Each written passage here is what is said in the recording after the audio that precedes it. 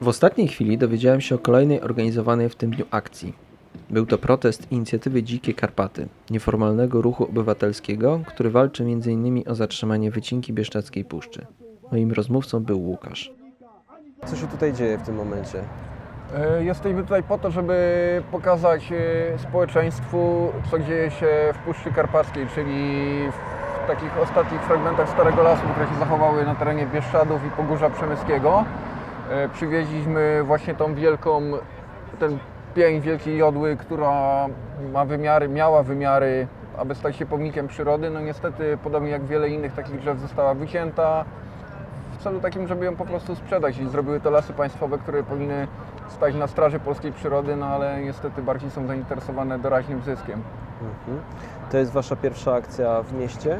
Nie, już robiliśmy w piątek akcję w Krośnie, wcześniej robiliśmy w czerwcu akcję w Warszawie pod Dyrekcją Generalną Lasów Państwowych.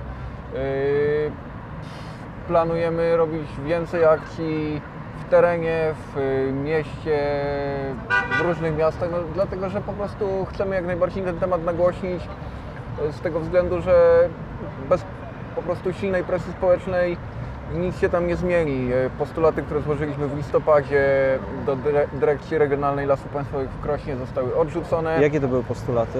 Żeby zatrzymać wycinkę w drzewostanach ponad 100-letnich na terenie otuliny Bieszczadzkiego Parku Narodowego i na terenie projektowanego Turnickiego Parku Narodowego oraz żeby wprowadzić zakaz polowań na tych terenach. Wszystkie te postulaty zostały odrzucone.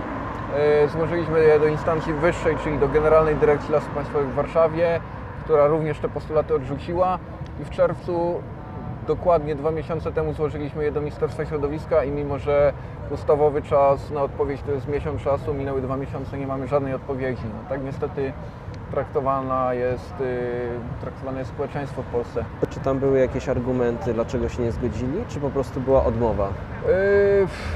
No, argumenty były takie lakoniczne, że według ich wiedzy gospodarka leśna jest tam prowadzona w sposób zrównoważony i nie zagraża w żaden sposób przyrodzie, więc nie widzą potrzeby, aby tam zaprzestać tych wycinek.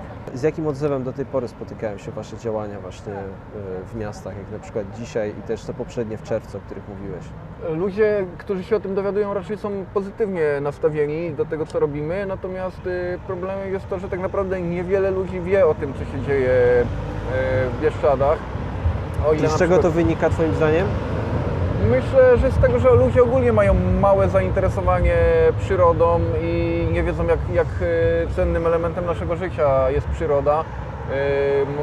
Nie do końca chyba sobie zdają sprawę, że bez przyrody po prostu zginiemy i chyba też niestety dzisiejsze czasy są takie, że ludzie są bardzo zagonieni swoimi jakimiś sprawami, zajęci pracą, zarabianiem pieniędzy, konsumpcją i no, gdzieś ktoś słyszał o jakichś Bieszczadach, ktoś pewnie nawet wiele osób było w Bieszczadach, ale dawno temu.